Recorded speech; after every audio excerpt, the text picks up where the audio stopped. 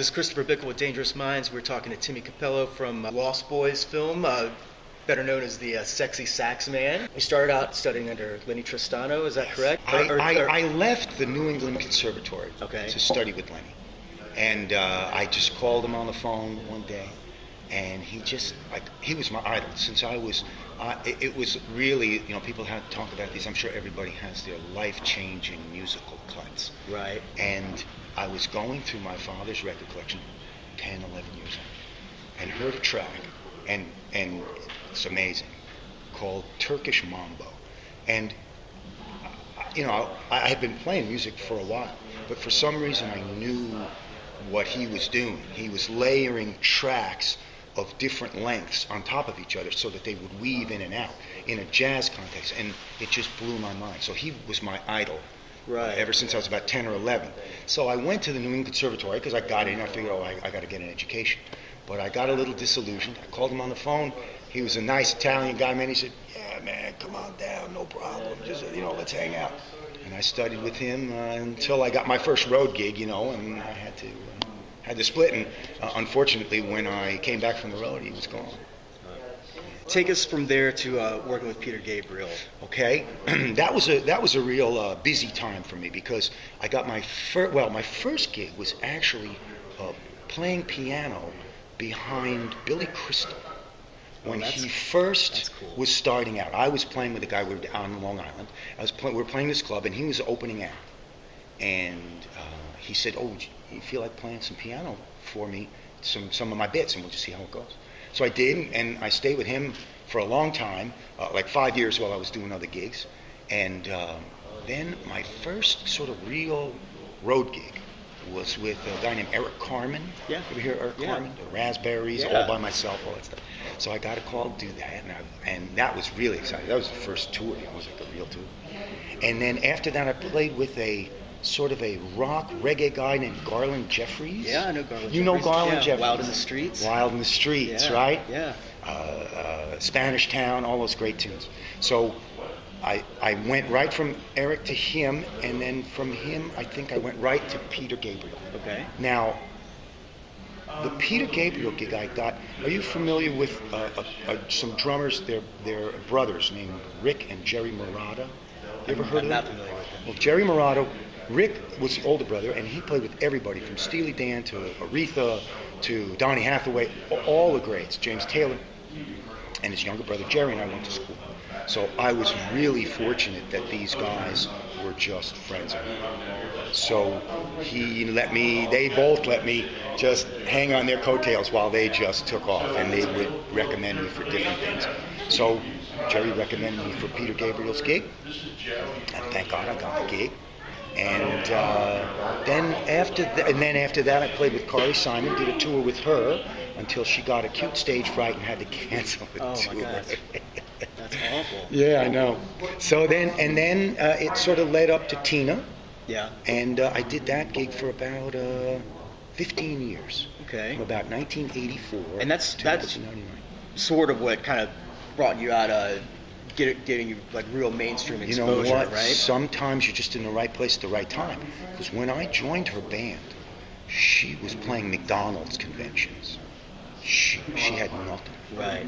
I mean, we'd play for like 20 minutes in between little burger skits that they had, and we were playing Little Casinos. She had that record. So that was Private Dancer? Was What's Love Got to Do with It, the single. Okay. And Private Dancer, the album. Right. And the wild thing about that was she was still committed to maybe a year's worth of gigs on that kind of stuff. So all this crazy stuff was happening to her. And videos were going through the roof, and singles and hit records.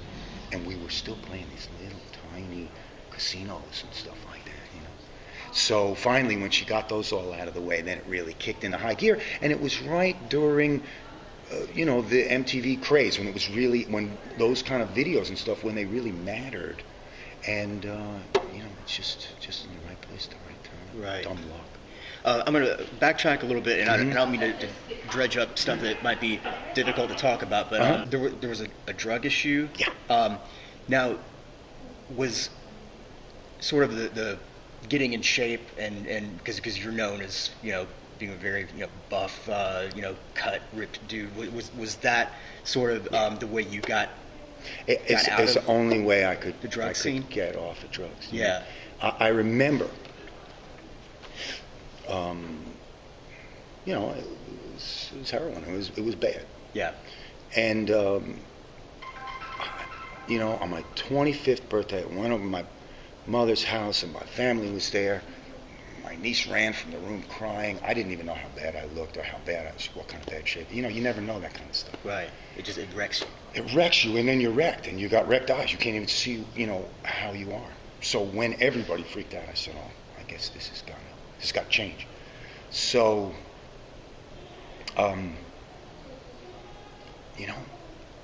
right down the street from my mother's house was, I don't even know how I did it, but it was just right down the next block. I was walking by, I saw this gym upstairs above a plumbing supply house.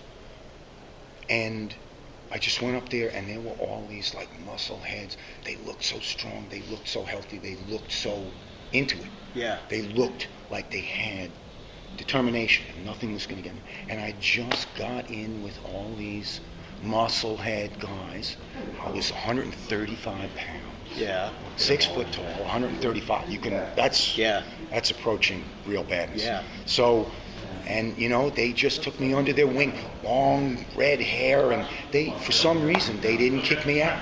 They just said, "You're coming with us." That's excellent. And so they pushed you, and because I feel like the look that you had contributed to your success later on, because it was very visually appealing on stage, and especially the footage I've seen with Tina, where you're both kind of like dancing up against each other. There's this very sexual tension going on, and I think your playing is excellent, but your look sells it.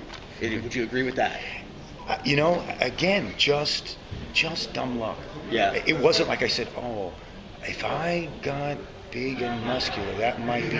She just went, she just said, "Oh no, we got to do something with this," because she's really good with stuff like that. Yeah. I said, "Oh, this is going to be good. This will be something." Well, she's always been a very visual performer herself. She has the eye and the ear, and like people don't give her enough credit. They maybe think that Ike ran the show, which was true, but then they thought maybe Roger Davies, her manager, was the Svengali behind it, and she absolutely not. She is the ultimate band leader, from everything, from the visuals to the. She'd say to me, "When you're playing that note over there, you're going down, but your note's going up. You got to fix that." And that's while she's performing. Yeah. Her eyes are everywhere, and she's got, even in the studio, fantastic producer. And it's important for me to say how good she is beyond just this incredible image and this amazing voice. I mean, 15 years I never heard her. Yeah. Ever. Excellent. So that's what led to the Lost Boys? It's just, people sometimes come and say, "Oh, I'm a player, I want to do something." In my case, it was just really, again, just total dumb luck. I was, when those videos came out, somebody said, "Oh, you want to do some acting?" So I was like in Miami Vice and a couple of these little bit parts. Where just shut up, don't say anything, and just run and shoot somebody. So she, I was auditioning for a few music parts. She said, "You should do this. It'd be a good idea." So I went to audition for Beverly Hills Cop 2, I think it was. The Gary Busey part. Mm-hmm. Obviously didn't get it, but somebody walked in the room and said, "Joel Schumacher's in the next office. You should go see him." I mean, it was just that stupid. Right. Like, I knew I had a terrible audition for that. I can't play a psychotic killer. I'm not an actor. I don't really know anything about that. So I was feeling a little down. He said, "There's this guy I don't even think he said Joel Schumacher. He said, "This is this guy that wants to meet you. You should go meet him." I walked down the hall. He took me down the hall, and he said, hey, I just sat down and he went, you want to be in a movie? You want to sing a song in a movie? And it was that simple. Yeah. And that sort of, I don't know what to call that other than just dumb luck. It's like a synchronicity thing. Everything just worked out. And it's 28 years later, and like I'm still feeling it. It's still a big part of my life. Right. And it was 2 hours of my life. And it's such an iconic scene that obviously has been parodied since. How did you feel when you first saw that people were kind of cutting up about it? Did you laugh? You know what? My plan, in just my feeling about it, was always to just take it a little too far, and have an element of humor in it. That it's not like everybody's going to take things the way they take things. And I never meant for it to be serious. I meant for it to be over the top, a little too much, and have an element of humor in it. And I'm so happy that that's the way that it's turned out. Yeah.